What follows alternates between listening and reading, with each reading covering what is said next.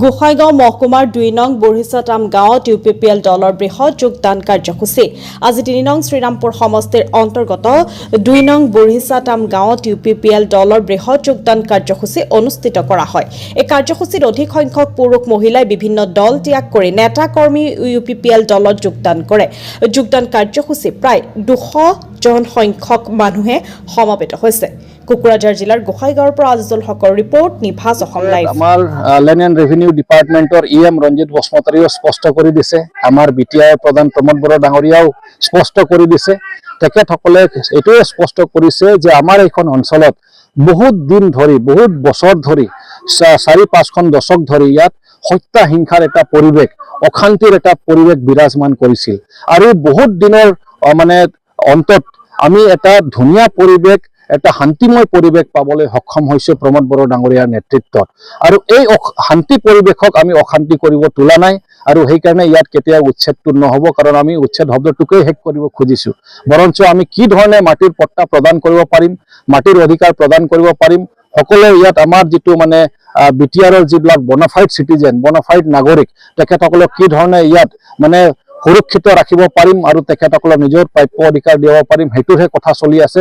ইয়াত কোনো উচ্ছেদ আৰু এভিকশ্যনৰ কথা চলা নাই। আজিতো দিনজোৰা এটা ভাল কাৰ্যসূচী আছিল আমাৰ শ্ৰীৰামপুৰ সমষ্টিত।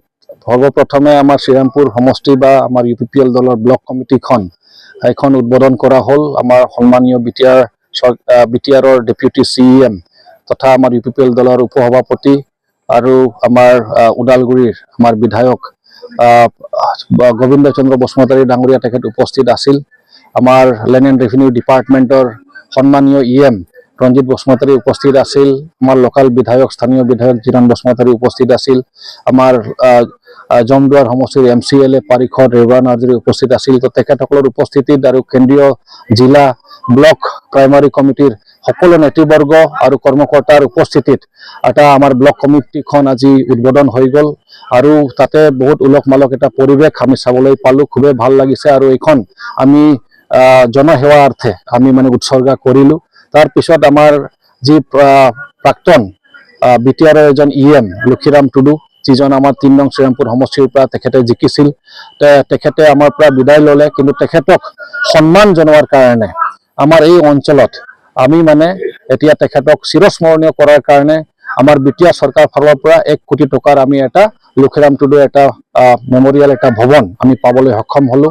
সেইটোৰে ফাউণ্ডেশ্যন ষ্টন লে কৰা হ'ল আৰু তাৰ পিছে পিছে আমাৰ ডাঙৰ এটা জইনিং প্ৰগ্ৰামো হৈ গ'ল। সকলো আমাৰ যি প্ৰাইমাৰী কমিটি আছে, প্ৰত্যেক প্ৰাইমাৰী কমিটিৰ আণ্ডাৰত আমাৰ 60খন বুথ আছে আমাৰ এইখন সমষ্টিত। তো এই 60খন বুথৰ পৰা প্ৰত্যেকটো এৰিয়াৰ পৰা আমাৰ মানে আজি ইয়াত যোগদান কৰিলে, সেইটো বহুত ভাল লাগিছে।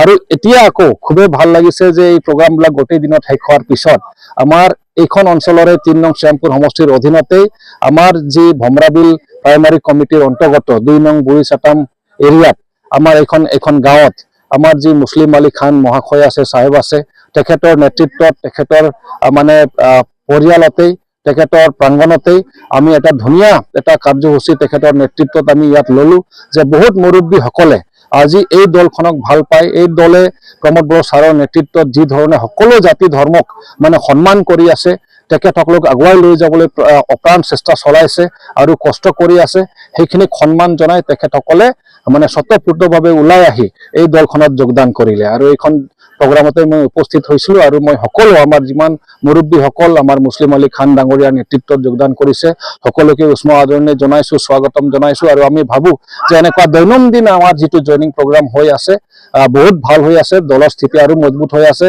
ইয়াৰ পৰা যে UPPL দল জিকিব সেইটোও নিশ্চিত হৈ গৈছে।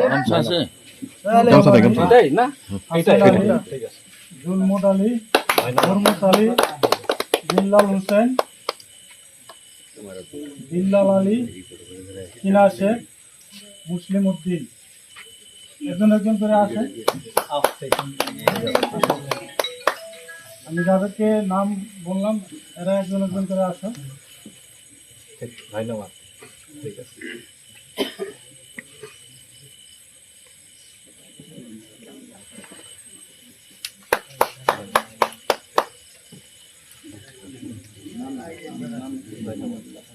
আমি আর একবার বলি, আব্দুল মজিদ, শামসুল হক, কুরবান আলী, হাসেন আলী, জুলমুদ আলী, হরমুদ আলী,